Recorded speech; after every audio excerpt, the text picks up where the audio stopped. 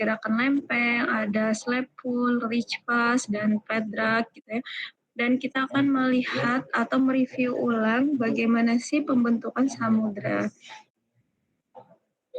Nah, tentunya kalau kita ngomong-ngomong tentang samudra dan batas lempeng atau batas divergen gitu ya, ada karakteristik dari hasil batas divergen, yaitu mid-ocean ridge atau garis punggungan di bawah laut.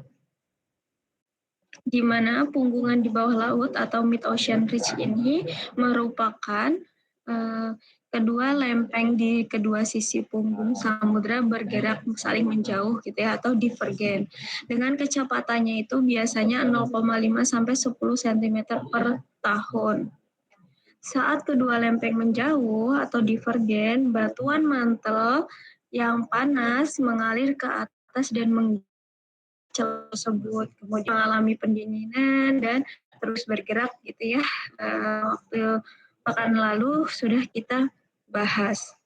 Kemudian batuan mantel upwelling gitu ya, batuan mantel yang ke atas tadi mendingin, kehilangan panas secara konduktif ke permukaan, dan ketika lempeng-lempeng tersebut menjauh, maka batuan mantel tersebut terus-menerus mendingin. Batuan yang mendingin bertambah ke dasar lempeng yang menyebar. Bagian tersebut menjadi bagian lempeng. Jadi yang batuan mendingin tadi adalah kemudian menjadi bagian dari lempeng yang bergerak saling menjauhi tadi. Ketinggian punggungan samudra sebagai fungsi jarak dari puncak punggungan. Ketika dia dekat dengan senternya atau celah dari magma keluar, maka kan punggungannya akan semakin tinggi. Kemudian secara konduktif atau menurun gitu ya, proses pendinginan, terus karena gaya gravitasi dan ditarik oleh pergerakan mantel, maka yang jauh dari center atau dari spreading centernya itu akan melandai. Nah, jadi ketika pendinginan maka lebih padat, terus ketarik gitu kan mantelnya masuk lagi tersubduksi gitu ya ke dalam mantel. Itulah kira-kira siklus atau bagaimana lempeng bergerak dari spreading center atau mid-ocean ridge sampai ke zona subduksi atau masuk lagi menuju ke bawah mantle. Nah, ini merupakan ilustrasi untuk mid-ocean ridge gitu ya. Ini ada mantel, terus kemudian karena adanya pelelehan secara parsial, ada celah, kemudian karena lapisan keraknya itu bergerak saling menjauhi, maka celah tersebut diisi oleh magma sehingga terbentuklah spreading center.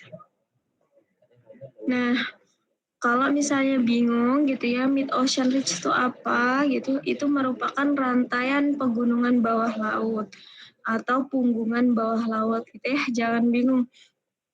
Kemudian total panjang dari mid-ocean ridge di bumi kita itu kurang lebih 60 km dengan ketinggiannya kira-kira lebih dari 3 km di atas samudra.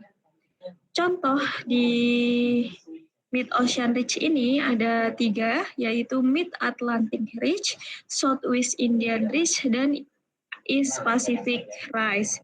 Coba kita lihat gitu ya, Mid-Atlantic Ridge itu di mana, Southwest India Ridge itu di mana, dan East Pacific Ridge itu di mana.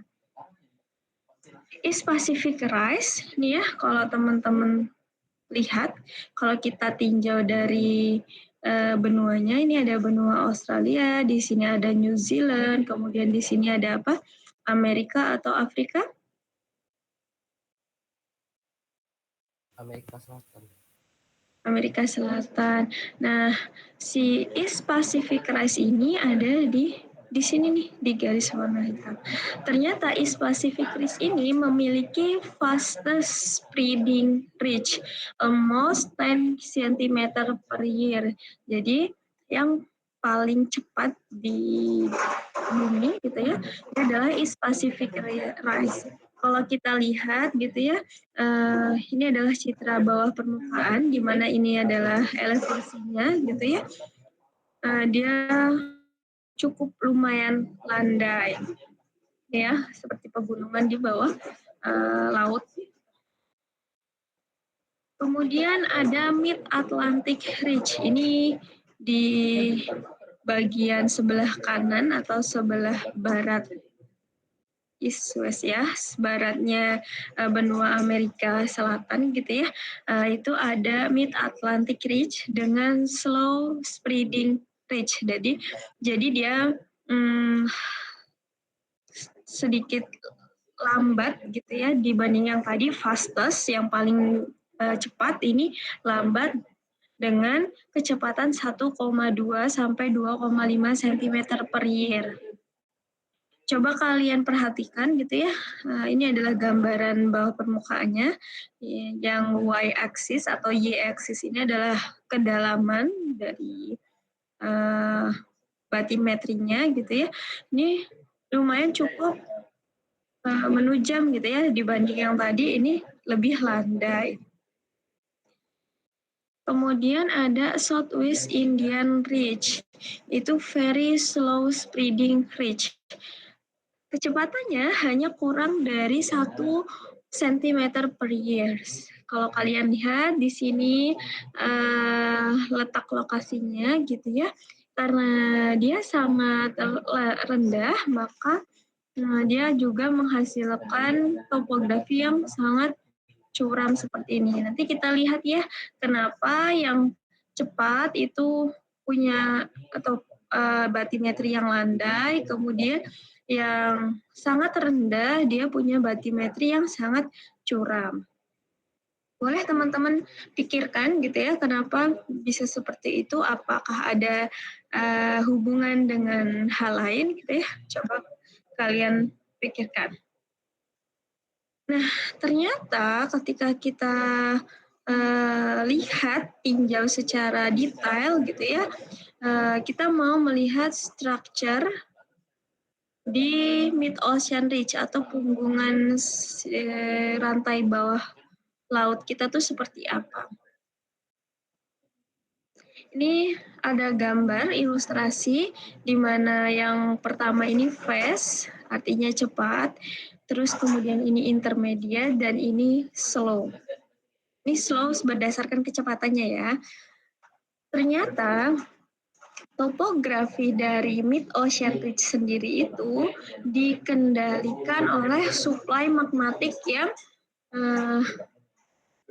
keluar dari center atau dari spreading centernya.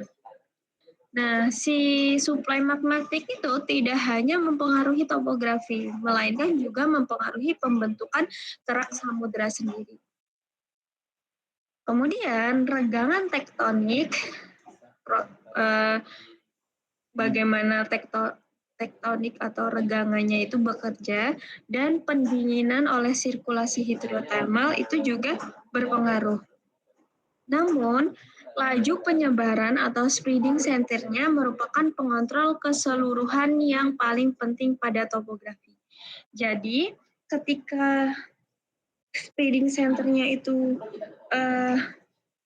cepat, maka kan dia akan mengalami atau membuat si lempeng itu bergerak cepat gitu ya, terdorong cepat sehingga akan membentuk lantai samudera yang lebih landai dibandingkan dengan penyebaran yang lambat, sehingga regangan tektoniknya akan rendah dan akan membentuk punggungan yang sangat terjal. Nah, itu adalah alasan kenapa topografi pada kecepatan sedang, rendah, dan sangat cepat akan berbeda. Oke, nah di sini di tabel ini gitu ya, ada dari Perfit dan Chadwick 1998.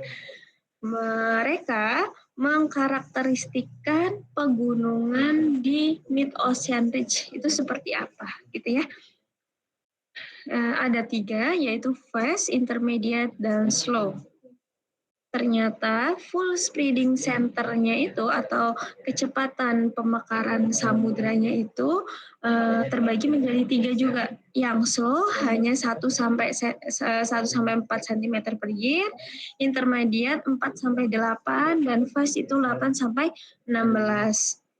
Dengan lebar pegunungannya itu kurang lebih, kalau fast itu lebarnya hanya sempit gitu ya, 0,1 sampai 0,2 karena kan dia sangat cepat. Kemudian yang slow berbeda, berbanding terbalik dengan spreading center yang fast, di mana lebar pegunungannya itu 2 sampai 12 km. Kemudian karena di batas divergen itu ada kejadian gempa bumi, erupsi dan sebagainya, mereka memetakan gitu ya atau menghitung interval dari perulangan kejadian erupsi. Ternyata ketika spreading center-nya itu cepat, kejadian perulangan erupsi itu diperkirakan 5 per year atau 5 tahun sekali. Terus intermediate itu 500 tahun sekali dan slow itu 5.000 tahun. Kemudian volume erupsi yang dikeluarkan dari fast sama slow. Tentunya yang fast akan lebih sedikit volume erupsinya yang dikeluarkan, beda dengan slow karena dia kan lambat gitu ya. Akumulasi magma yang didapatkan atau akumulasi magma yang disemburkan saat erupsi itu semakin besar. Oke, itu merupakan karakteristik pegunungan samudra gitu ya, pegunungan bawah laut. Nah, selain tadi gitu ya karakteristik pegunungannya, ternyata ada yang mengkarakteristikkan material apa yang ada di lantai samudra kita atau kerak samudra kita. Di sini ada depth atau kedalaman gitu ya, dari ocean basin, seawater, air laut, sampai ke ada sedimen, ada basalt, ada gabbro, dan sebagainya.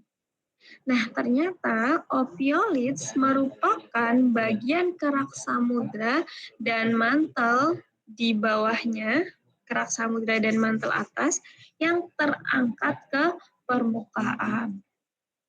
Gitu ya. Oke, ini merupakan karakteristiknya dari lapisan di kerak samudra.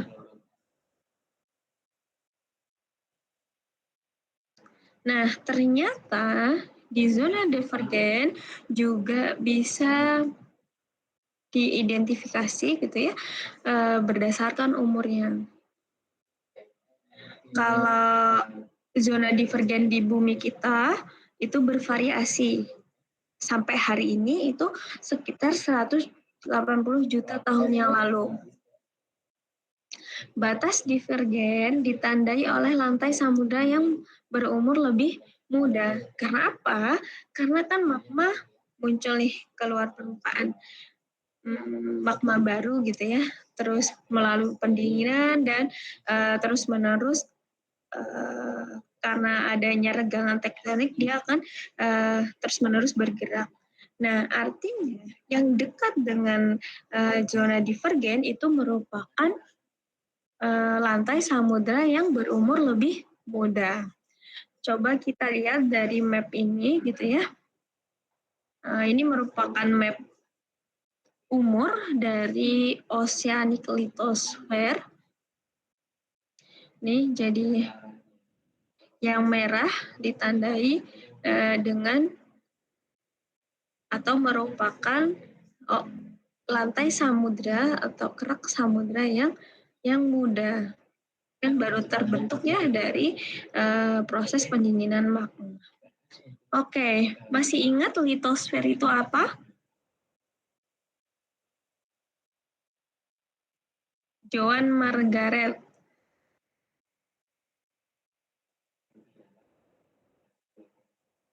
Ada Joan?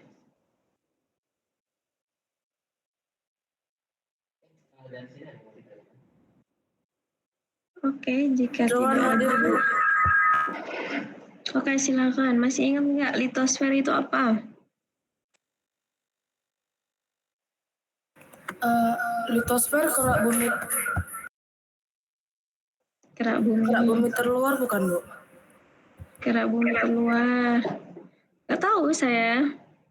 Saya nanya Joan.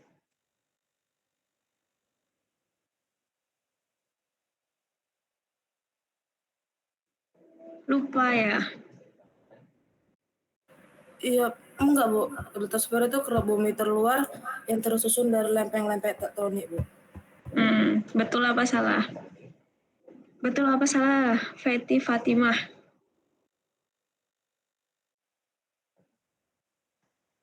Iya, Bu. Benar. Benar. Oke. Ada yang lain?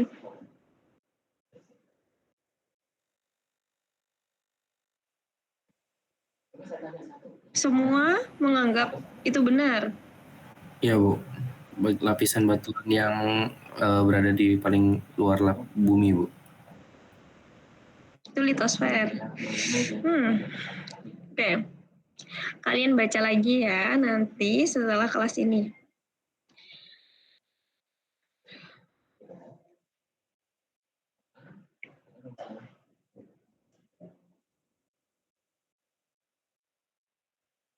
Atau sekarang coba kalian searching gitu ya pakai HP dan atau perangkat kalian. Apa itu litosfer? Atau tersusun dari apa litosfer itu? Kalau bagian kerak terluar, nanti satu kelas salah semua. Oke, silakan. Izin menjawab, Bu, mungkin litosfer itu lapisan kulit bumi yang paling luar yang tersusun atas batuan dan mineral. Oke, secara komposisi batuan dan mineral. Saya tuh kayaknya ngejelasin ya, litosfer merupakan bagian atau pembagian bumi, interior bumi berdasarkan komposisinya. Kalau sifat fisiknya itu ada mantel, kerak, dan inti bumi gitu ya. Kalau litosfer merupakan bagian bumi yang tersusun dari kerak dan uppermost mantle. Iya nggak? Atau mantel paling atas. Nanti kalian buka lagi ya di slide-slide sebelumnya.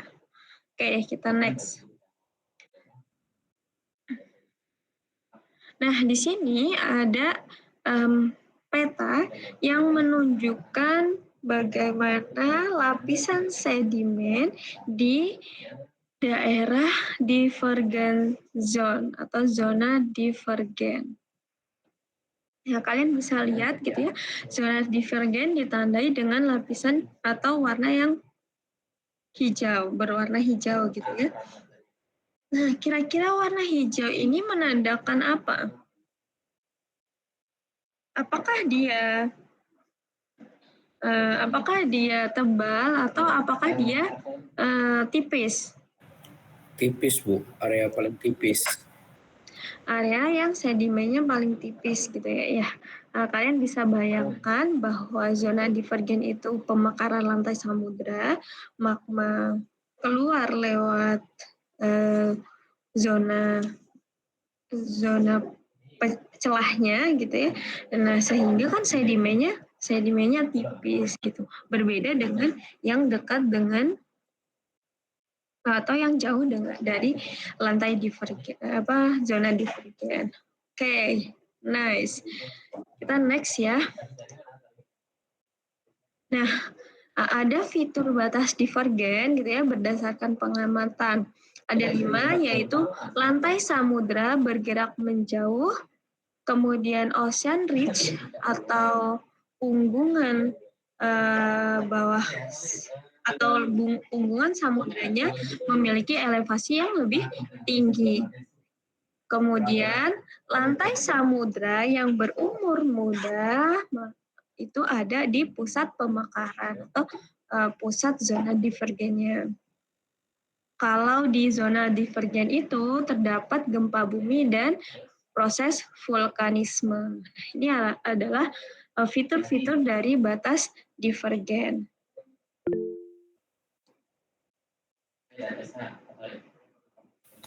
Izin bertanya Bu, karena masa yang terjadi dengan NIM 122.120.26. Tadi itu kan kalau di zona divergen itu kan zona pemekaran Bu. Nah itu kan kalau misalkan di darat itu kan kalau zona vulkanisme itu ada yang eksplosif sama ada yang flow. Nah kalau yang di zona spreading center ini ada 2 juga atau gimana Bu? Nah, itu coba kita ingat-ingat gitu ya, apakah proses eksplosif dan satunya apa? Yang satu kayak eksplosif atau mengalir? Ya. Kemudian itu kan ada, kita coba tinjau dari komposisi magmanya. Apakah magmanya basa atau magmanya asam? Ketika magmanya basa akan menghasilkan eksplosif atau inklusif.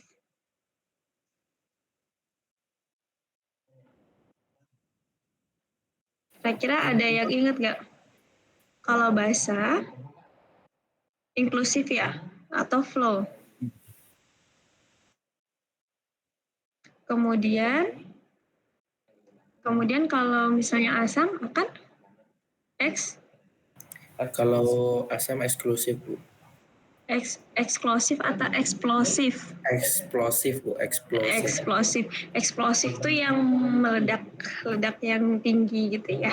Itu magma asam. Nah, di pertemuan 2 pekan yang lalu atau di awal pertemuan gitu ya, kita menyinggung adanya atau material di mantel itu apa. Salah satunya itu ada peridotit gitu ya. Nah, nanti kalian lihat apakah peridotit itu asam atau basa.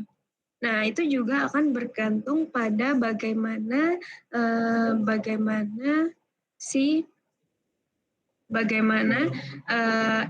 respon atau bagaimana tipe dari ledakan pegunungan bawah laut.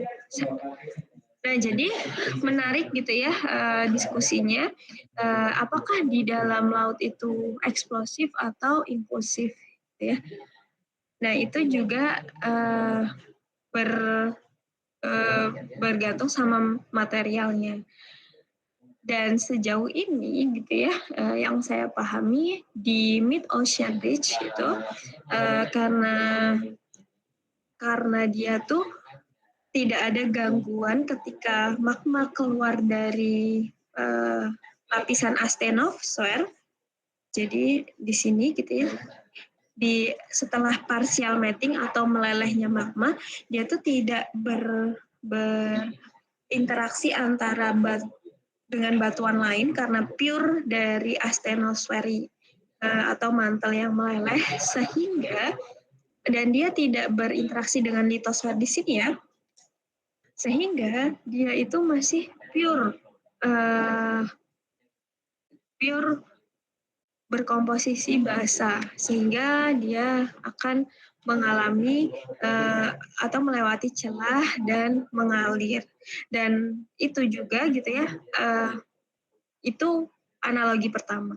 Kemudian analogi kedua, ketika dia berinteraksi dengan litosfer, kan nggak mungkin ya di dalam bumi itu seideal itu. Ketika dia berinteraksi dengan litosfer, kemudian dia keluar melewati celah, namun dia tetap memiliki tekanan atau dari perbedaan suhu antara air seawater gitu ya atau air laut dengan magma tersebut, sehingga dia tidak eksplosif atau dia lebih flow, lebih mengalir gitu ya daripada eksplosif. Nah, itu nanti ada penjelasannya gitu ya. Sebenarnya ada video yang mudah untuk dipahami terkait bagaimana proses magma keluar. Itu nanti kalian bisa search di kalau suka nonton YouTube gitu ya, School of Earth Science, itu ada profesor gitu sering buat animasi bagaimana proses geologi di lantai samudra atau di mid ocean ridge. Seperti itu, Latif. Baik Bu, terima kasih sudah sangat jelas.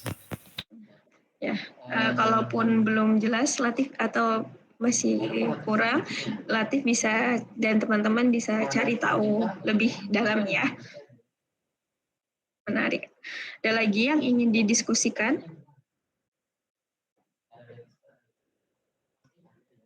Oke, kalau tidak ada, nanti kalau ada yang ingin ditanyakan langsung raise hand aja ya. Nah, ini merupakan stage dari bagaimana lantai samudra itu terbentuk. Tentunya kalau kita ingat gitu ya pada siklus Wilson, pada pembentukan lantai samudra itu seperti apa gitu ya. Nah, ini kita coba ambil informasi itu. Ada 3 stage atau langkah. Yang pertama tentunya ketika benua, kemarin kan benua gitu ya, kemudian merekah, tersubsidence, terus terisi oleh air. Nah, ya itu nggak serta-merta 1 tahun 2 tahun gitu ya. Itu perlu atau butuh waktu yang sangat lama. Nah, contohnya awal mula big continent atau kontinen atau benua yang pecah tersebut itu di East African Rift Valley. Rifting gitu ya. Kemarin kita bahas sebagai rifting dan disebut proto-divergent boundaries atau proto-divergent batas, proto-divergent masih baru terbentuk. Kemudian setelah stage ke-1 itu ada stage kedua, yaitu di mana laut itu terbentuk. Ketika rifting sudah merekah, selesai terus-menerus subsiden, terisi oleh air sehingga membentuk samudra baru atau lahirlah sebuah samudra. Disebut early stage divergent boundaries yang kita sebut atau kita bisa lihat di Laut Merah. Yang ketiga itu ada mature ocean atau laut yang memang sudah terbentuk atau laut dewasa yang sudah terbentuk.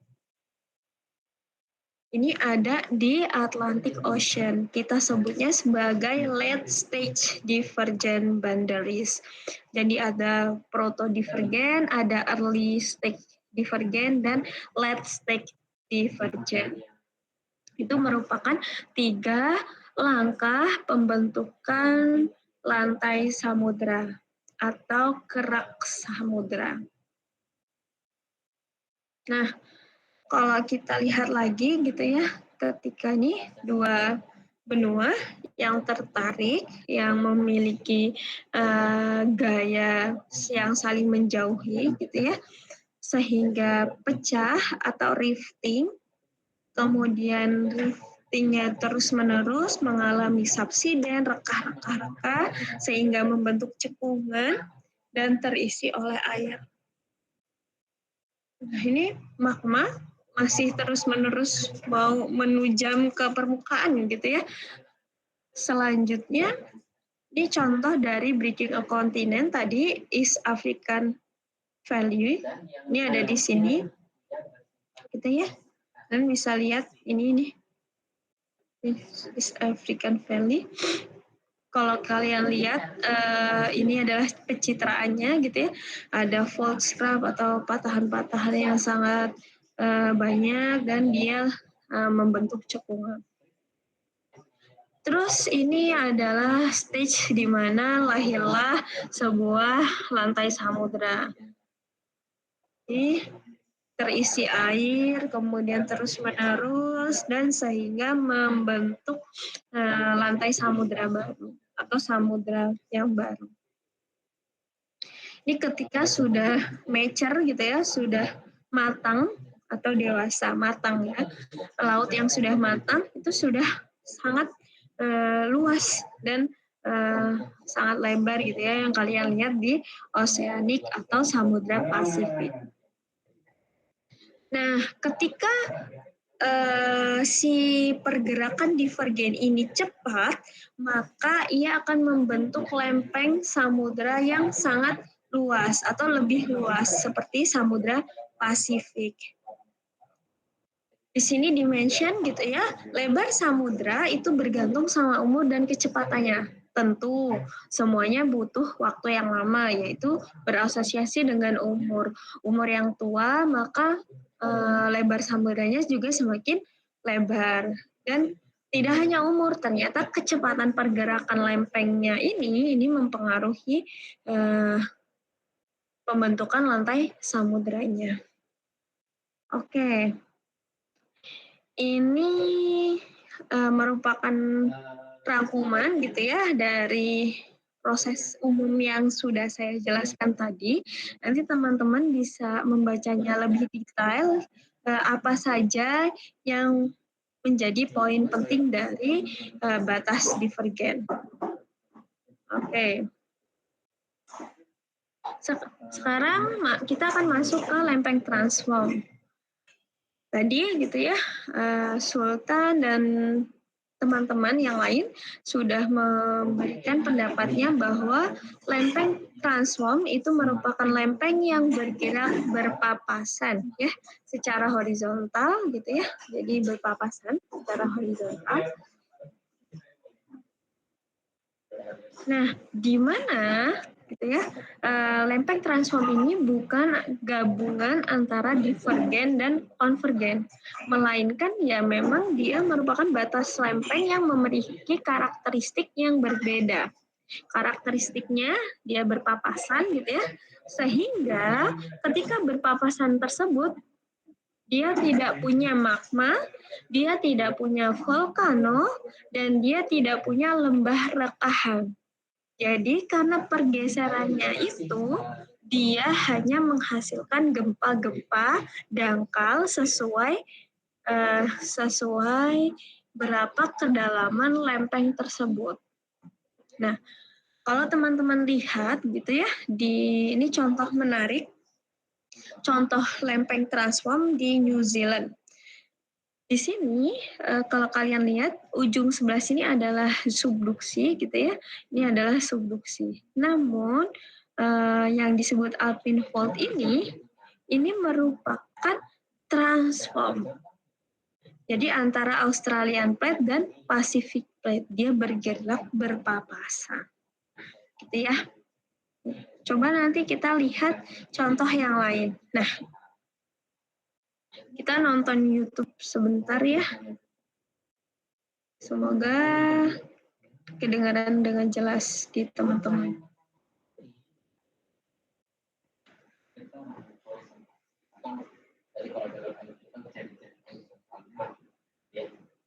Yang kurva kedua ini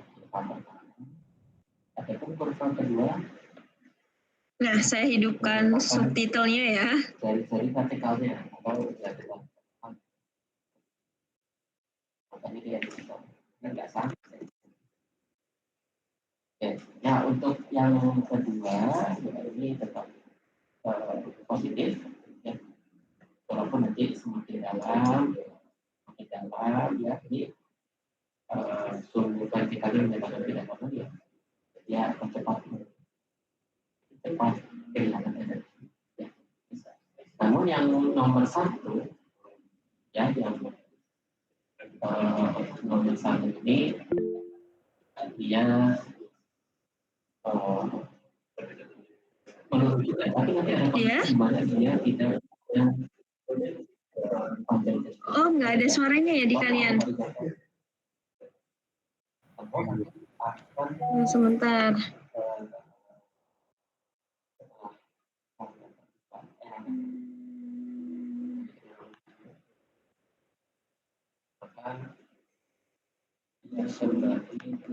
Ada horizontalnya, tetapi dengan area terbuka, makanya dia menjadi progres. Jadi yang di bawahnya adalah progres, dan di atas ini adalah. Saya coba stop presenting sebentar ya. Mana tesisnya di kedalaman H ini atau kedalaman.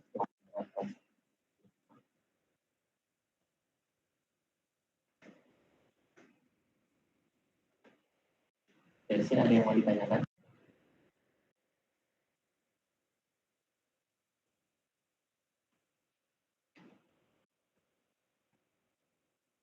Bisa dipahami.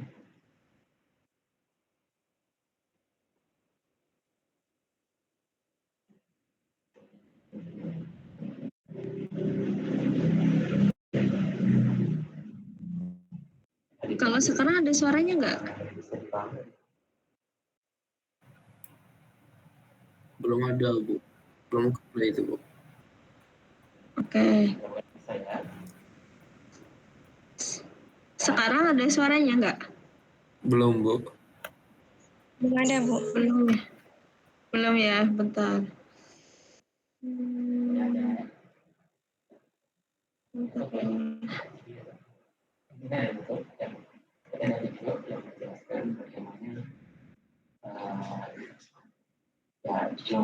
Mekanisme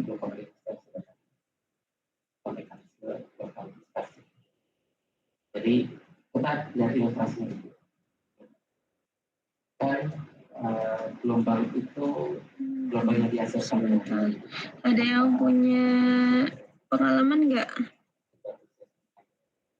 Itu kalau mau share screen, ini Bu, share screen keseluruhan layar, terus ada settingan di bawahnya.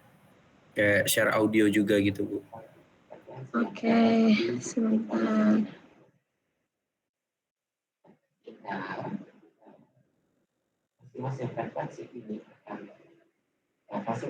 Ini udah entire screen. Terus Bu, maksudnya, yang di share screen itu yang Chrome tab, terus nanti di waktu share screen Chrome tab itu ada kayak settingan di bawahnya also screen audio seperti itu. Oke, wait. Nah, jadi memperlihatkan gitu ya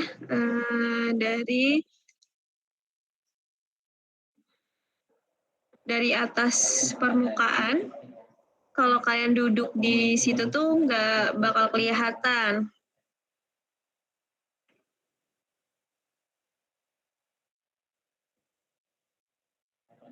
Saya coba buka subtitlenya gitu ya, meskipun kalian nggak mendengar suaranya. Banyak hal menarik gitu ya yang akan kalian dapatkan di video ini.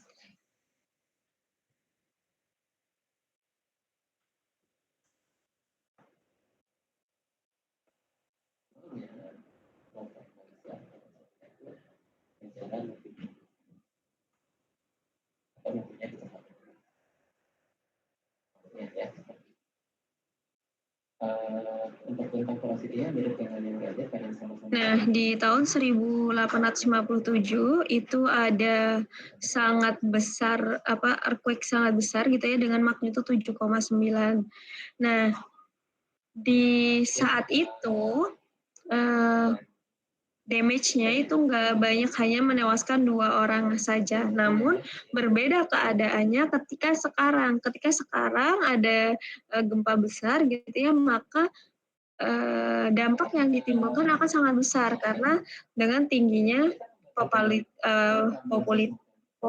sirkulasi.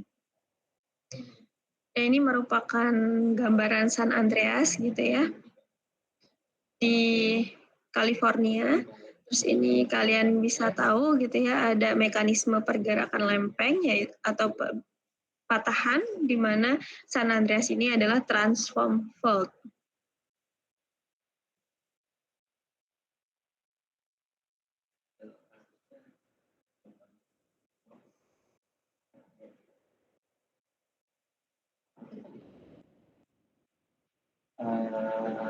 Kita bisa melihat Di sini ada yang daerah yang dilewati oleh San Andreas gitu ya, tidak jauh dari California.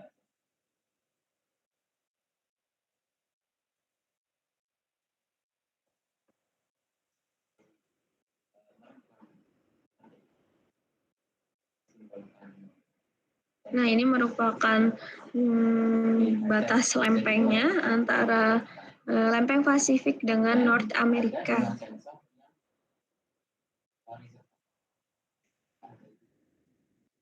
Itu garis patahan.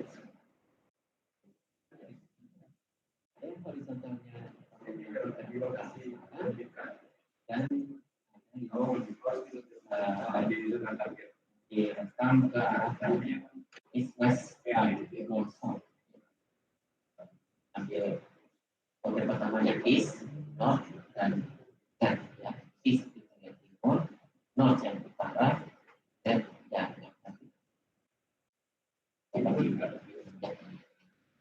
jadi ketika gelombang ada, maka kejadian itu pasti akan berkembang. Nah, coba kalian perhatikan gitu ya, ini daerah di sini.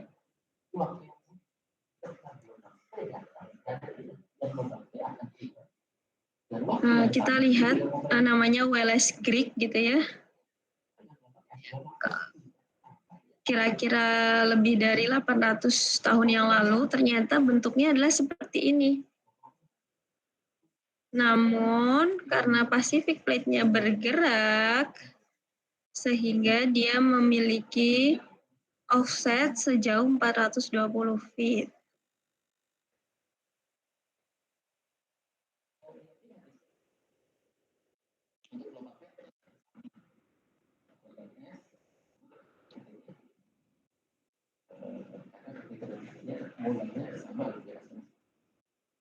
Nah, ini disebut Soda Lake gitu ya. Dia merupakan danau yang tersusun dari mineral-mineral alkalin, sehingga warnanya putih dan disebut Soda Lake.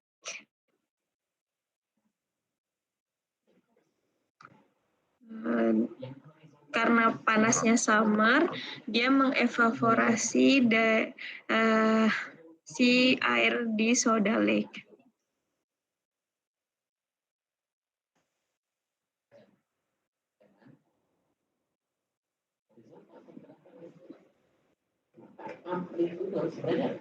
Ya, kalau teman-teman bercita-cita gitu ya pergi ke daerah sana gitu ya, kalian akan melihat atau yang terkenal kan California, San Francisco dan sebagainya gitu ya, kalian akan melihat bagaimana the real of batas lempeng yang bisa kalian temukan gitu ya, berbeda dengan subduksi atau divergen di bawah permukaan air atau di samudra. Oke. Nah, dari video ini mungkin nanti bisa teman-teman buka lagi. Apakah ada pertanyaan?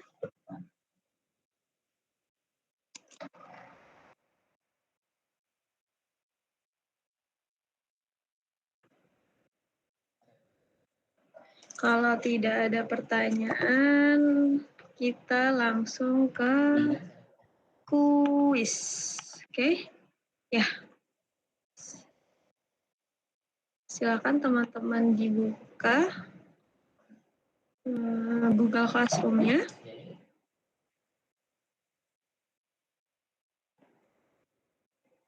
Oke. Ini jelas ya nih.